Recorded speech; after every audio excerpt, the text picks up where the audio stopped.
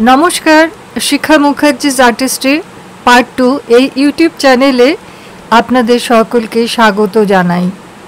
আমি শিখা মুখার্জি কলকাতা থেকে আজ আপনাদের পাঠ করে শোনাবো অতীন বন্দ্যোপাধ্যায়ের লেখা গল্প বৃষ্টির পরে। অতীন বন্দ্যোপাধ্যায়ের লেখা যে কোনো গল্প পড়লেই একটা সময়ের বা কালের প্রেক্ষাপট আমরা খুঁজে পাই। যদিও লেখা থাকে না এটা কোন শতকের বা কোন দশকের লেখা গল্প, তবু গল্প পড়লে আমরা সেখান থেকে ঠিক সময়টা খুঁজে বের করতে পারি। এটাও সেরকম একটা গল্প। তাহলে শুরু করছি গল্প বৃষ্টির পরে। অংশু জানালা থেকে সরে দাঁড়ালো। জানালার পাশে বড় বকুল গাছ। বনমালী গাছে উঠে যাচ্ছে। বকুল গাছটায় এখন আর ফুল ফুটছে না, পাতা ঝরে যাচ্ছে। সেই কবে খরা আরম্ভ হয়েছিল, সেই কবে থেকে বৃষ্টি হচ্ছে না। ফসলহীন মাঠ রুক্ষ এবং বৃষ্টির জন্য হাহাকার করছিল। অথচ কোত্থেকে সরল এক হিন্দি চিত্রের বিজ্ঞাপনের বড় লম্বা মোটা কাগজ গাছটার মরা ডালে আটকে গেছে। দোতলার জানালা থেকে অংশু এবং করুণা ছবিটা দেখছিল। বনমালী গাছে উঠছে এবং সেই সরল হিন্দি চিত্রের নগ্ন ছবিটাকে মনে মনে গাল দিচ্ছিল। ছেঁড়া সেই ছবিটার ভেতর নায়িকার বুকের সামান্য অংশ এবং পায়ের ভাঁজের অংশ এত উৎকটভাবে নড়ছিল যে বনমালী সামান্য মালি এবং চাকরের কাজ করেও লজ্জা পাচ্ছিল। সামনের শহরে সরল হিন্দি চিত্র চলছে। শীর্ণ চেহারার এক মানুষ কাঁধে বিজ্ঞাপনের বোঝা ফেলে পিঠে মই নিয়ে গ্রামের বড় বড় অশ্বত্থ গাছে বিজ্ঞাপন মেরে চলে গেছে। নোংরা একটা উৎসাহহীন এই বিজ্ঞাপনের ছবি করুণা ও অংশু জানলা থেকে দেখছিল। ওরা একটা পাটকাঠি দিয়ে বিজ্ঞাপনের সেই উদ্ভট ভাঁজগুলোতে খোঁচা মারছিল। দেবীবাবু দোতলায় উঠে এসব দেখে রাগে দুঃখে চিৎকার করে ডাকলেন, বনমালী বনমালী, বকুল গাছটার মরা ডালে একটা খারাপ বিজ্ঞাপন ঝুলছে, ওটা জলে ফেলে দে। গাছ বেয়ে বনমালীকে উঠতে দেখেই করুণা জানলা থেকে সরে গেল। দেবীবাবুর ভয়ে অংশুও জানলা থেকে সরে গেল। ওদের আর কিছু ভালো লাগছে না। কবে একবার বৃষ্টির আগে ওরা গ্রাম ছেড়ে শহরে যাবার সময় ফসল ভরা মাঠ দেখেছিল, কবে গ্রাম ছেড়ে শহরে যাবার সময় নদীতে ভরা কোটালের বান দেখেছিল এবং গাছে গাছে অজস্র ফুল, মাঠে মাঠে সবুজ ধানের চারা। দেবীবাবু সেই কবে একবার কোন উৎসবের সভাপতির ভাষণ দিতে গিয়েছিলেন। দীর্ঘদিন আর কোনো ভাষণ দেবার সুযোগ পাচ্ছেন না, সুতরাং বাড়ি ছেড়ে তিনি কোথাও যাচ্ছেন না। আর করুণা আর অংশু এই দুর্গের মতো বাড়িতে অন্নদা মাসির হেফাজতে বড় হচ্ছিল। তারাও একটু ঘুরে ফিরে অথবা বনবাদার করতে পারছে না। ওরা কঠিন শাসনের ভেতর এই খরার সময় বড় হচ্ছিল। দুর্গের মতো এই বাড়ি অতিক্রম করে সামনের মাঠ পার হয়ে রেল স্টেশন পার হয়ে অদুলার ঘুমটিঘর। অদুলা ঘুমটিঘরে ময়না পুষে রেখেছে। অদুলা বলেছিল অংশুকে, খোকাবাবু ঘুমটি ঘরে গেলে তুমি টিয়া পাখি পাবে, হিজলে বন থেকে তোমাকে টিয়া পাখি ধরে দেব। দেবীবাবু খরা আরম্ভ হবার পর থেকে বাঁধ বেঁধে হিজলের বন্যার জল নিরোধ করে ফসল ফলানোর জন্য স্টেট রিলিফের ব্যবস্থা করেছেন। এই খরাতে সব পুড়ে যাচ্ছে। তিনি সামান্য চেষ্টায় মানুষের মহৎ উপকার করে যাচ্ছেন। করুণা বাবাকে বড় বেশি ব্যস্ত দেখছিল। অংশু মামাবাবুকে এই খরার দিনে রোজ বিকেলে দুটি সন্দেশ ভিজিয়ে খেতে দেখেছে এবং একবার অংশু দেখেছিল মামাবাবু অন্নদা মাসির গাল ছুঁয়ে বলছেন, অন্নদা তোর গা এত ঠান্ডা কেন? অংশু সেই থেকে যেন মামাবাবুকে বড় বেশি ভয় করতে শুরু করেছে। আর অংশু সেই থেকে অদুলা বাগদির সেই টিয়া পাখির অপেক্ষাতে বসে আছে। মামাবাবু কোথাও চলে গেলে সেই টিয়া পাখির জন্য অদুলার ঘুমটি ঘরে চলে যাবে। গ্রীষ্মকাল, বিকেল থেকে গুমোট গরমটা ভয়ঙ্কর উৎকট লাগছিল। বৃষ্টি হচ্ছে না দীর্ঘদিন। এই জানালা থেকে অংশু এবং করুণা সামনের মাঠ দেখতে পাচ্ছে। মাঠ পার হলে স্টেশন এবং দূরে রেল লাইন চলে গেছে। লাইনের ধারে ধারে হিজলের বন, আর বনের গাছগুলো থেকে সব পাতা ঝরে যাচ্ছে। মাঠের ঘাস পাতা খরাতে পুড়ে গেছে, কোথাও জলও নেই। জলের জন্য হাহাকার গ্রামে। শুধু দেবীবাবুর পুকুরে সামান্য জল আছে এবং তিনি জল ভালোভাবে সংরক্ষণ করছেন। জল সাধারণ লোক ব্যবহার করতে পারছে না। বনমালী কিছুক্ষণ আগে নলের সাহায্যে জল তুলে সামনের গোলাপ বাগানে ফুল ফোটাবার চেষ্টা করছিল। এখন সেই বনমালী বকুল গাছ থেকে ছেঁড়া সেই ছবিটা নিয়ে জলে ফেলে দিচ্ছে। নিচে বৈঠকখানায় কিছু লোক বসেছিল। খরাতে এই প্রথম দেবীবাবু সভাপতি হতে যাচ্ছেন। অংশু এবং করুণা দোতলার জানলায় দাঁড়িয়ে তা টের করতে পারছে। ওরা উভয়ে পরস্পরকে দেখল। বাবা চলে যাচ্ছেন। মামাবাবু সড়ক ধরে মোষের গাড়িতে করে চলে যাবেন। মামাবাবুর ফিরতে রাত হবে, সুতরাং অংশুর অদুলাবাগদির টিয়া পাখিটার কথা মনে পড়ে গেল। স্টেশনের ওপাশটায় মরা অশ্বত্থ গাছটার নিচে কিছু লোক ঘুরে ফিরে গান গাইছিল। বৃষ্টির জন্য গান গাইছিল। ওরা বৃষ্টির জন্য তুকতাক করছিল। হিজলের বন থেকে পদ্মবনের সামান্য জলটুকু তুলে এনে শুকনো মাটিতে কাদা করে দম বাঁধা, পাগলা বাঁধা, ঠিক গাজনের অথবা শিব পার্বতীর বিবাহের উৎসবের মতো বৃষ্টির জন্য গান গাইছিল। দেবীবাবু মোষের গাড়িতে বের হয়ে গেলে অংশু আর করুণা চুপি চুপি বকুল গাছটার নিচে এসে দাঁড়ালো। গাছে একটা ফুল নেই, শেষ পাতাটাও আজ ঝরে গেল। দূরে সেই গাড়ির শব্দ এবং দেবীবাবুর খোসামত প্রিয় লোকগুলোর হাসির আওয়াজ সব মাঠ বন পার হয়ে চলে যাচ্ছে। গাছে একটা পাতা থাকছে না। দেবীবাবু একটা সমবায় সমিতির উদ্বোধন করতে যাচ্ছেন এবং অশ্বত্থ গাছের নিচে সেই চাষা মানুষগুলো বৃষ্টির জন্য প্রাণপণ এক নাগাড়ে নেচে ঢোলে গান গাইছে। অংশু এবং করুণা কিছুক্ষণ লাফিয়ে লাফিয়ে হাঁটল। ওরা সেই চাষা মানুষদের ঘিরে দাঁড়ালো। রোদের উত্তাপ প্রচণ্ড। অংশুর মনে হলো সেই গানের ভিতরে কোনো এক বনের ছবি আছে। বনের ভেতরে সেই পদ্মবনের কথা মনে পড়ে গেল। অদুলা একবার ওর ঘুমটি ঘর থেকে নেমে খোকাবাবুর হাত ধরে সেই পদ্মবনের ভেতর নিয়ে গিয়েছিল। অদুলা উলঙ্গ হয়ে পদ্মফুল তুলে এনেছিল অংশুর জন্য। অংশু অদুলাকে তখন বলেছিল, আমার বাবা কবে ফিরে আসবে অদুলা? বাবা সম্পর্কে অদুলা কিছু বলতো না। মুখে এক রাজ্য বিজয়ের হাসি থাকত, যেন অদুলার জন্য অথবা দুঃখী মানুষদের জন্য বাবা কোথাও এক নতুন রাজ্য সৃষ্টি করছেন। রাজ্য সৃষ্টি হলেই অদুলা অংশুর হাত ধরে পোষা ময়না পাখিটিকে নিয়ে সেখানে চলে যাবে। দেবীবাবুর গাড়িটা খাল পার হয়ে বড় সড়কে পড়তেই অংশু মানুষের ভিড় থেকে সরে এলো। ওর আর কোনো ভয় ডর থাকলো না। সে করুণার হাত ধরে স্টেশনের প্ল্যাটফর্মে ঢুকে ছুটতে থাকলো। মাঝে মাঝে দমকা হাওয়া দিচ্ছে বলে ধুলো উড়ছে। ঝরা পাতা উড়ে উড়ে কোথাও অদৃশ্য হয়ে যাচ্ছে। হিজলের মাঠ থেকে বন্যার জলের মতো রোদের উত্তাপ ভেসে আসছিল। সূর্য প্রাচীন অশ্বত্থের নিচে নেমে যাচ্ছে ক্রমশ। গ্রীষ্মের দিন বলে মাটি তেতে আছে। শ্মশানের মতো রুক্ষ মাঠ, চারিধারের গাছগাছালি সব মৃত মনে হচ্ছিল। নদীর বালি খুঁড়ে বাগদিপাড়ার মেয়েরা জল আনছে মাথায় করে। প্রচণ্ড গরমের জন্য এবং খরার জন্য সূর্যের রং ধূসর দেখাচ্ছিল। অংশু হাঁটতে হাঁটতে বলল, দেখ আমি কত লম্বা। সে তার সামনের ছায়াটাকে নির্দেশ করল। করুণা বলল, দেখ আমিও কত লম্বা। বলে দুজনেই পাশাপাশি দাঁড়িয়ে মাঠের ভেতর নিজের ছায়ার পরিমাপ করে নিল। ছায়া দুটো মালগুদামের রকে অথবা টিনের শেডে পড়ে ছোট বড় হয়ে যাচ্ছিল।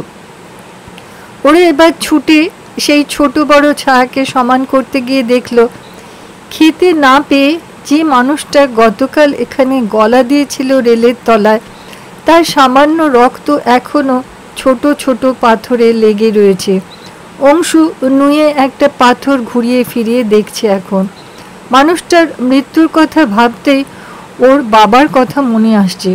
সুতরাং অংশু এই প্ল্যাটফর্মের শেষ প্রান্তে চারিদিকে তাকিয়ে কাকে যেন খুঁজতে থাকলো। ঠিক তখন এক পাগল প্ল্যাটফর্মে হেঁকে হেঁকে যাচ্ছিল।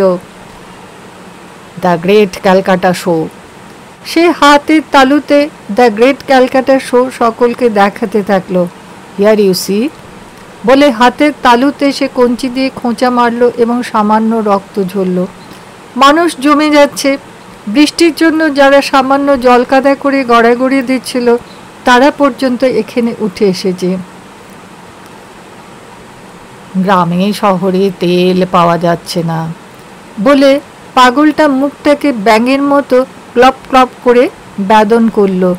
তারপর চোখ উল্টে লণ্ঠন নিয়ে যাবার মতো ডিগবাজি খেলো একটা। পাগলের কাণ্ড বলে কিছু লোক সরে স্টেশনের বিশ্রামাগারে গিয়ে বেঞ্চিতে বসে পড়েছে। পাগলের কাণ্ড ভেবে প্রায় সব লোকই সরে গেল। শুধু অংশু আর করুণা পাগলের কাণ্ড দেখে নড়ল না। সে লোকটার হাত ধরে ডাকলো, এই এই ট্রেন আসবে, তুমি ওঠো বলে লোকটাকে টেনে তুলতে গিয়ে দেখল সেই পাগল বাদামের খোসা চিবোচ্ছে আর গাল ভরা হাসি, যেন এই বাদামের খোসা খেয়ে নিত্যদিনের বেঁচে থাকা। সে খিলখিল করে হাসতে থাকলো। পাগলের হাসি দেখে করুণাও হাসছিল, অংশু হাসছিল না। এবং যেই বুঝতে পারল করুণা অংশু হাসছে না, সেও হাসি থামিয়ে দিল। অংশু বলল, হেঁটে চল, আমরা সেই ঢিবিটাতে দাঁড়াবো। করুণা নড়ছিল না। অংশু ওর হাত টেনে বলল, চল, আমার এখানে দাঁড়িয়ে থাকতে ভালো লাগছে না। করুণা অংশুর মুখের দিকে তাকালো, তারপর কি ভেবে বলল, কেন তোর এখানে ভালো লাগে না? অংশু বলল, আবার লোক কাটা যাবে এখানে। হ্যাঁ যাবে, কে বলেছে? তার ছেলের সঙ্গে কথাটা বলল করুণা। অদুলা বাগদি বলেছে। ঘুমটি ঘরের অদুলা বাগদি? হ্যাঁ, ঘুমটি ঘরের অদুলা বাগদি। মানুষটা ভালো না। মানুষে মানুষে আবার যুদ্ধ হবে, বড় লোক গরিব লোক কেউ থাকবে না। মানুষটা কেবল তার গল্প করে। অংশু বলল, মানুষটা খুব ভালো। অদুলা মানুষের দুঃখের কথা বলে, ঈশ্বরের কাছে প্রার্থনা করে। আমরা বুঝি করি না? বাবা বুঝি করেন না? মামা বাবুর কথা আমি জানি না করুণা। অংশু শুকনো গলায় কথাটা বলল। তবে তুই কার কথা জানিস? আমার কথা, বাবার কথা। বাবাকে কতদিন দেখি না। তোর বাবা আর আসবে না। রাগে দুঃখে করুণা কথাটা বলে ফেলল। কে বলেছে? বাবা বলেছেন। অংশু আর কোনো কথা বলল না। সে চুপচাপ রোদের ভেতর সেই ডিবির উদ্দেশ্যে হাঁটতে থাকলো। করুণা পেছনে হাঁটছে। করুণা অংশুর পেছনটা দেখতে পাচ্ছে। হাতির দাঁতের মতো রং অংশুর। গরমের জন্য পায়ে এবং গলার কাছে ঘামাচি, লাল রঙের ঘামাচি। চুল ছোট করে ছাঁটা। নিরুদ্দিষ্ট পিতার জন্য অংশুকে বড় উদাস দেখাচ্ছিল।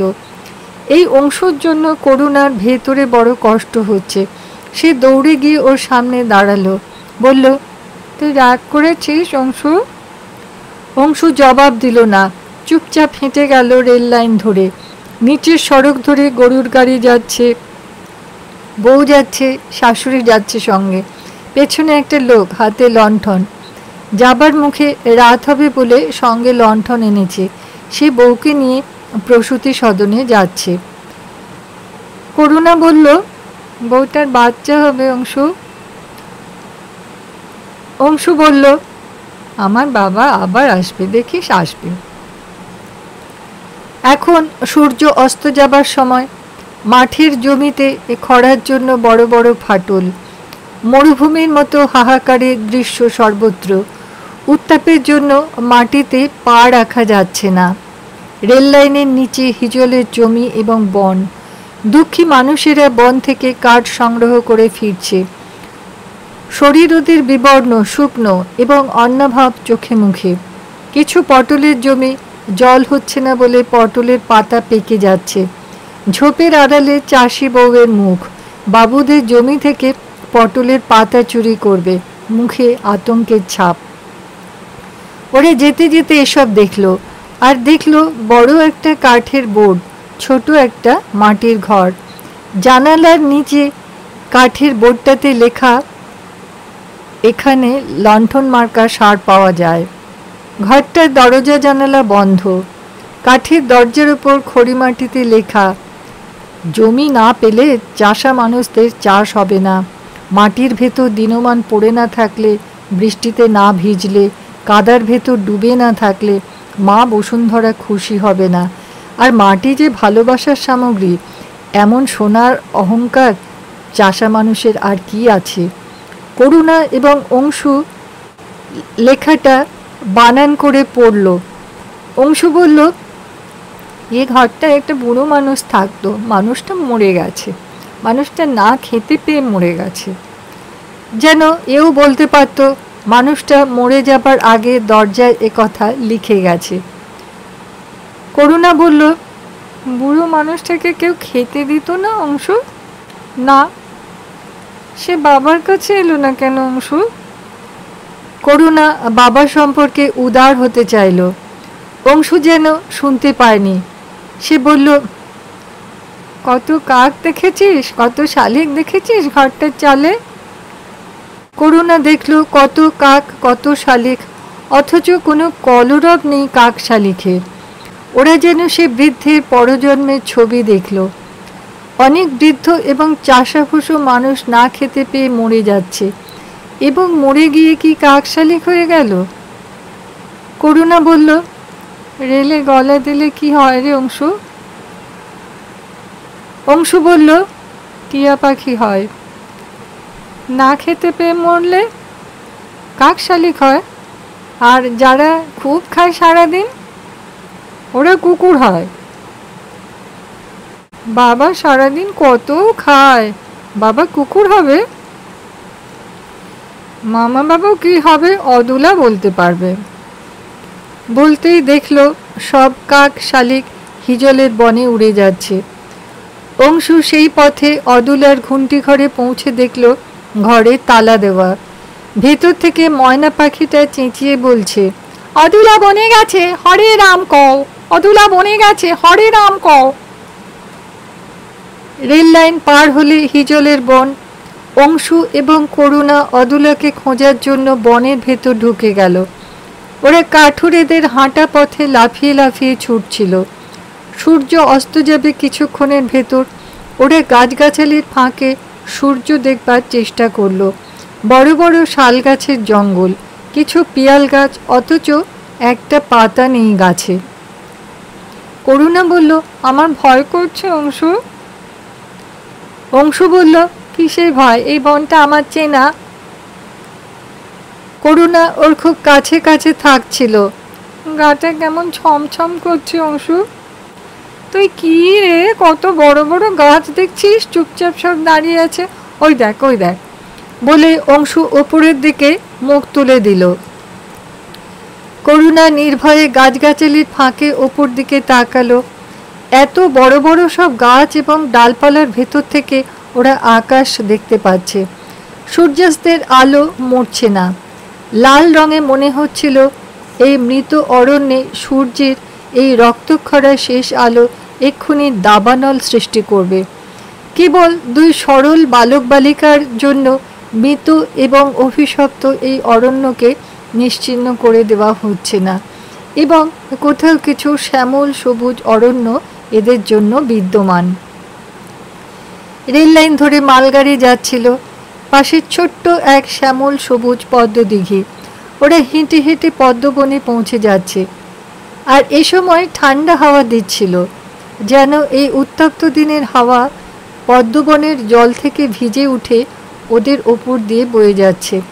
করুণাকে ক্লান্ত দেখাচ্ছিল। অংশু সরলমতি বালক, অংশুকে খুব উৎফুল্ল দেখাচ্ছে। জানিস করুণা, বলে অংশু থামল। এবং মালগাড়িটা ওদের অতিক্রম করে গেলে বলল, বাবা এই জঙ্গলের ভেতর কোথাও না কোথাও আছে, অদুলা বলেছে। আর দেবীবাবু তখন গায়ে সভাপতির ভাষণ দিচ্ছিলেন, একটি নাতিদীর্ঘ বক্তৃতা। জমি ছোট ছোট আকারে চাষ করে এখন লাভ নেই, প্রতিবেশীদের সব এক হয়ে ফসল ফলাবার চেষ্টা করতে হবে। এক বিন্দু আবাদি জমি আমাদের কোথাও পড়ে থাকবে না। তারপর আবেগ দিয়ে বললেন, লণ্ঠন সার ব্যবহার করুন, আধুনিক পদ্ধতিতে চাষাবাদ জানা দরকার। প্রসূতি সদনের উপর স্বাধীনতার নিশান উঠছে। দেবীবাবু বক্তৃতা করার সময় সেটা লক্ষ্য করলেন। তিনি এবার বললেন, লাঙল যার জমি তার। তিনি গলার সুর বদলে বললেন, স্বাধীনতা আমরা অর্জন করেছি, কিন্তু অর্থনৈতিক স্বাধীনতা আমাদের এখনো আসেনি। পাকিস্তান এবং চীন আমাদের দুই শত্রু। আমাদের অধিকাংশ আয় সামরিক ব্যয়ে চলে যাচ্ছে। কিছু মামুলি কথা বলে এবারে দেবীবাবু তার বক্তৃতা শেষ করার আগে একটু জল খেয়ে বললেন, দুর্ভিক্ষ আমরা কিছুতেই হতে দেব না, জয় হিন্দ। তখন অদুলার ঘরে ময়না পাখিটা সাদা গম খাচ্ছিল আর বলছিল শুধু, হরিরাম কও, হরিরাম কও। তখন অংশু আর করুণা বনের গভীরে কোনো এক দুঃখী মানুষের কান্না যেন শুনতে পাচ্ছিল। দেবীবাবু কপালের ঘাম মুছে বললেন, কি খরা যাচ্ছে দেখছো? ঈশ্বর বাপু, ঈশ্বর আমাদের উপোস রাখছেন। বৃষ্টি নেই, বৃষ্টি আর হবে না মনে হচ্ছে। কি যে পাপ আমরা করেছি, ধরনী আমাদের ভার সহ্য করতে পারছে না। কি যে পাপ, কি যে পাপ। বলতে বলতে তিনি পোষা বেড়াল অথবা কুকুরের মতো লম্বা লাফ মেরে গাড়ির ভেতরে ঢুকে গেলেন। এই সময় কিছু চাষা গোছের মানুষ তাকে ঘিরে ধরেছিল। জমি বর্গাপত্তনের জন্য দেবীবাবুকে ঘিরে ধরেছিল। তিনি হাসতে হাসতে বললেন, হবে হবে, আমার জমি তোর জমিতে তফাৎ কিরে, সব তো তোদেরই।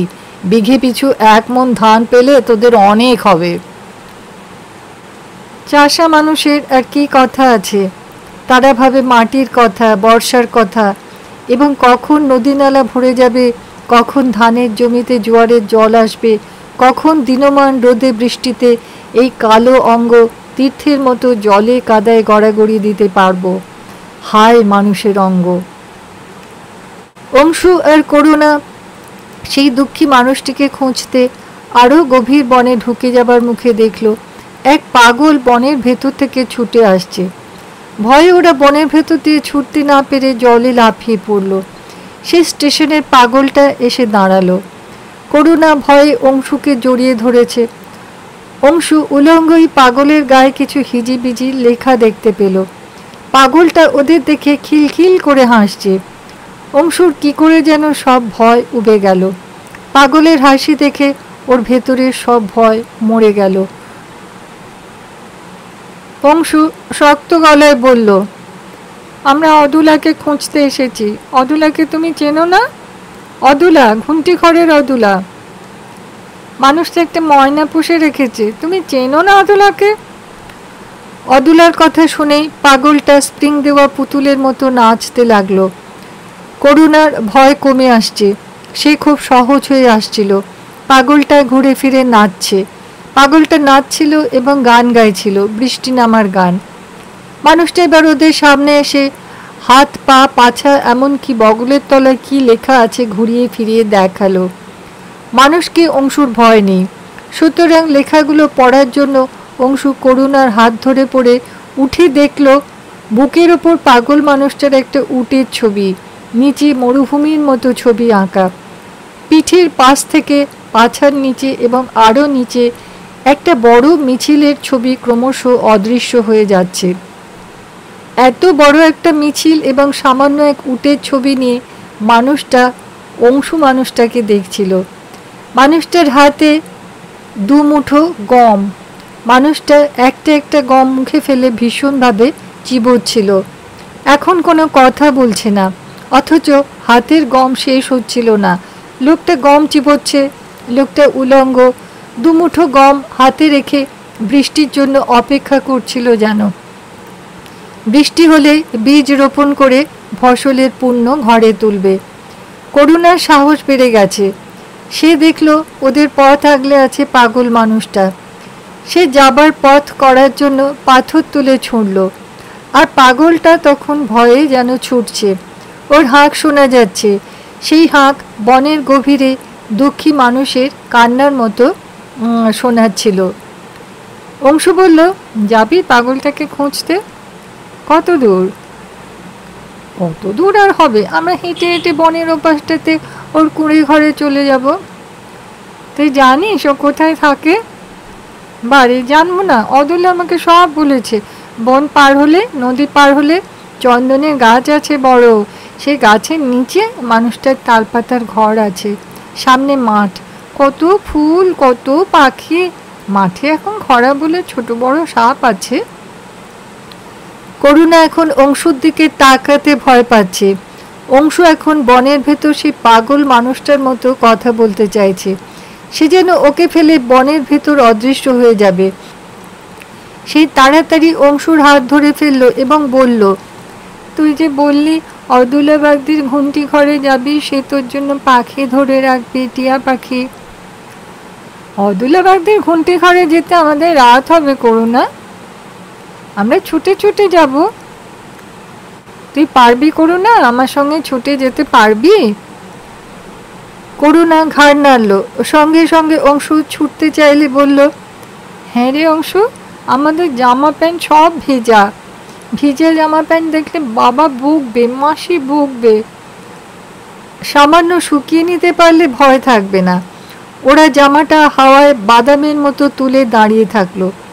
তখন অদুলা ফিরছে বনের ভেতর থেকে। ওর শরীরে তেমন আবরণ নেই।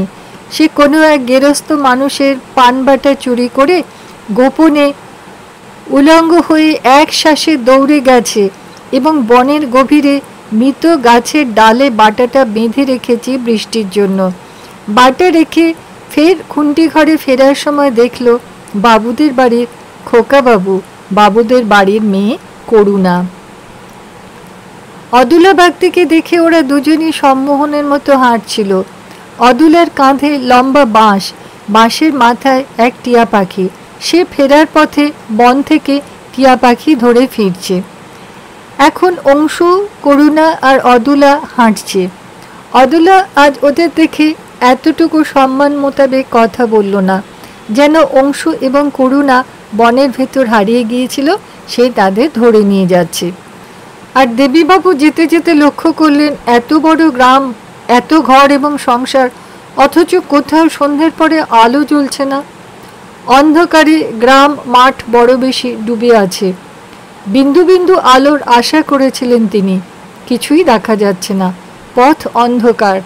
গাড়ির নিচে লণ্ঠনটা দুলছে এবং গাড়ির ভেতরে তিনি স্টেট রিলিফের টাকা গুনছিলেন 1-2 করে। অন্ধকারে বসে টাকা গোনার অভ্যাস যেন তার কত কালের। চুরি থেকে প্রাপ্য টাকা নিজের জন্য কিছু এবং ফান্ডের জন্য। তিনি সন্তর্পণে টাকাটা অন্ধকারে বনমালীর হাতে তুলে দিলেন। বনমালী বলল, এ টাকা কোন হিসাবের? দেবীবাবু বললেন, এ টাকাটা 8 নম্বর হিসাবের। টাকাটা গাড়িতে ওঠার সময় পঞ্চানন দিল। বনমালী বলল, ও কিন্তু বাবু একজন মজুরের 4টে টিপ নেয়। দেবীবাবু বললেন, ওর উন্নতি সহজে হবে বনমালী। এ সময় ওরা কোথাও যেন তরুণ যুবকদের হল্লা শুনতে পেল। এদিকের গ্রামগুলোতে পুলিশের টহল। দেবীবাবু ভাবলেন এই দুঃসময় এত দূর আসা উচিত হয়নি। শুধু অন্ধকার চারিদিকে। কেবল মনে হচ্ছিল এক ভয়ঙ্কর আক্রোশে ক্রমশ সাধারণ মানুষ ফুলে ফেঁপে আছে। যে কোনো মুহূর্তে মাঠময় তাদের হাতে মশাল দেখা যাবে। দেবীবাবু ভয়ে ক্রমশ গুটিয়ে আসতে থাকলেন। টাকাটা বেহাত হবার ভয়ে তিনি বনমালীকে পর্যন্ত বিশ্বাস করতে পারলেন না। বললেন, আমার হাতেই থাকুক বলে অন্ধকারে হাত বাড়িয়ে দিলেন। অংশু একসময় বলল, অদুলা, রাত হয়ে গেল, বাড়ি না ফিরলে মামাবাবু যে বকবে। করুণা বলল, হ্যাঁ অদুলা, বাবা হয়তো এতক্ষণ ফিরে এসেছেন। অদুলা ওদের কথা শুনে ডান কাঁধ থেকে সরু বাঁশটা বাঁ কাঁধে নিয়ে বলল, বাবু, গরিব লোক, খেতে না পেয়ে সব মরে যাচ্ছে। বলে সে বারবার আকাশের দিকে তাকাতে থাকলো। অংশু বলল, কি দেখছো অদুলা? অদুলা বলল, বৃষ্টির জন্য আকাশ দেখছি, গাছে একটা পাতা নেই। খোকাবাবু, মেঘ দেখা গেছে আকাশে, আর একটু সবুর করুন। ওরা তিনজন বৃষ্টির জন্য হাঁটছিল। অদুলা এবার টিয়া পাখিটাকে আকাশে উড়িয়ে দিল। পাখিটা আকাশে উড়ে যাবার সময় ওরা তিনজন দেখল আকাশে বিজলি চমকাচ্ছে, ঘন বর্ষণ হতে দেরি নেই, ঠান্ডা বাতাস দিচ্ছে এবং এক সময় মাঠ ঘাট ভাসিয়ে বড় বড় ফোঁটায় বৃষ্টি নামলো। অদুলা, অংশু, করুণা আর সেই পাগল মানুষটা কোত্থেকে হাজির হয়ে বনের ভেতর দিয়ে বৃষ্টিতে ভিজতে ভিজতে হাঁটতে থাকলো। ওদের শরীরের সব লেখা ধুয়ে মুছে গেছে। টিয়া পাখিটা বৃষ্টির জন্য আকাশে উড়ে গিয়েছিল, বৃষ্টি হওয়ায় সে ফের ফিরে এসেছে। ঘন ঘন বিদ্যুৎ চমকাচ্ছিল এবং সেই আলোয় তারা সহসা দেখতে পেল এক প্রাচীন অশ্বত্থের নিচে একটা বড় মোষের গাড়ি মুখ থুবড়ে পড়ে আছে। বজ্রপাতে মোষ দুটো এবং মানুষ দুটো মারা গেছে। মোষ দুটো মানুষ দুটো যেন এক হয়ে গেছে। দূরের কিছু লোক লণ্ঠন হাতে ফিরছিল। ওরা ভয়ে ছুটে যাচ্ছে গ্রামের দিকে। ওরা চিৎকার করছিল, দেবীবাবু বজ্রপাতে মারা গেছেন। পাগল ওর লাঠি দিয়ে দেবীবাবুকে উল্টে দিতেই দেখল দেবীবাবু দুহাতে কি যেন বজ্রপাত থেকে রক্ষা করতে চেয়েছিলেন, পারেননি, সব পুড়ে গেছে। ঘন বর্ষণে মাঠ ঘাট ভেসে যাচ্ছিল। কোথাও একটা মোরগ ডাকছিল। করুণা কাঁদছিল, বাপের জন্য কার না কষ্ট হয়। আর পাগল বলছিল, মোষে মানুষে এক হয়ে যাচ্ছে। বন্ধুরা, গল্পটা এখানেই শেষ হলো। যদি ভালো লাগে তাহলে লাইক করবেন, শেয়ার করবেন এবং কমেন্টসে লিখে জানাবেন কেমন লাগে আপনাদের এই রকমের গল্প। আশা করি আপনারা সকলে ভালো আছেন এবং সুস্থ আছেন। সকলের জন্য আমার অসংখ্য ধন্যবাদ রইল।